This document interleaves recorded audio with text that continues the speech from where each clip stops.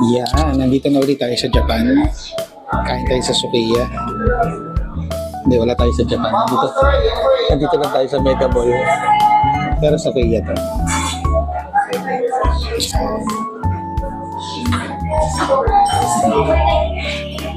Sukiya kinainan natin sa Osaka, di ba? Sa airport. Pero mas gusto namin yung alam nga yung isa? Yoshinoya. Pareho naman sila meron sa Pilipinas, diba? Napansin-pansin na mas maraming options dito na kumpara sa Japan. Mas maarte yung ano dito menu.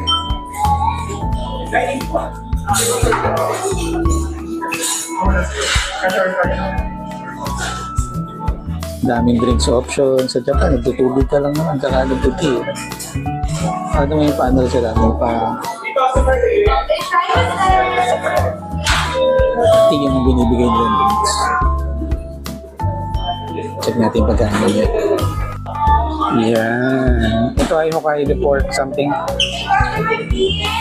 Hokkaido pork. Tapos ito yung ano nila. Mayo karage. Pork bowl. Mas maliliit yung ano dito, manok dito. Saka mas matagal i-serve. Sa Japan parang fast food. Naka-order pala nandyan. Pero wala dito mga side dishes na mga gulay-gulay.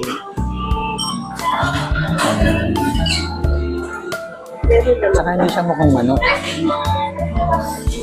Sa Japan kasi kita mo kahit maliliit yung ano, pero mas malalaki din yung ano, yung cuts, pero mukhang manok. Kaya sigurado masarap din naman yan, makita ng mga Pinoy. Diba?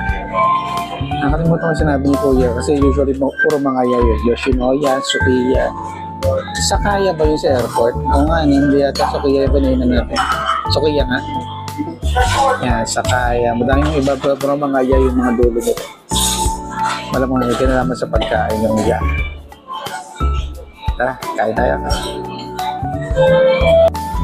Yan pala, pahabol. Mahirap mag-chopstick dito kasi hindi Japanese rice. Pag sa Japan sticky rice yung Japanese rice, madali lang. Masarap siya. Kaya tayo. Hindi masarap guys. Hindi masarap. Halos binilaan na yan.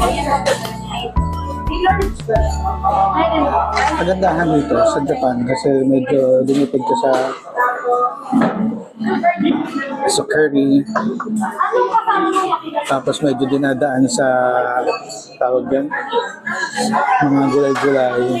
Kasi sa atin ito pala okay, matatry maglagay ng mga ano, huwag kayo matatakot maglagay ng mga ganito. Templado naman siya kahit ibudbud mo yun sa kanin mo, okay lang siya. Tapos ito para siyang chili powder. Nakalimutan ko yung tawag wala label. Hindi naman siya sobrang maanghang. Hanggang siguro punuin mo yung ano mo. Pero okay siya guys. Saka hindi masyado mahal.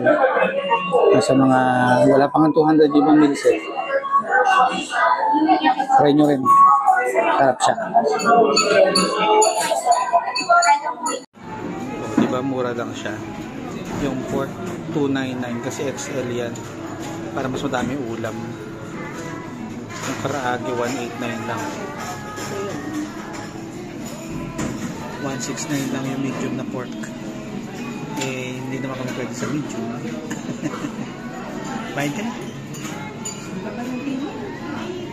Saka yung sinasabi nga nila tea. Very Japanese.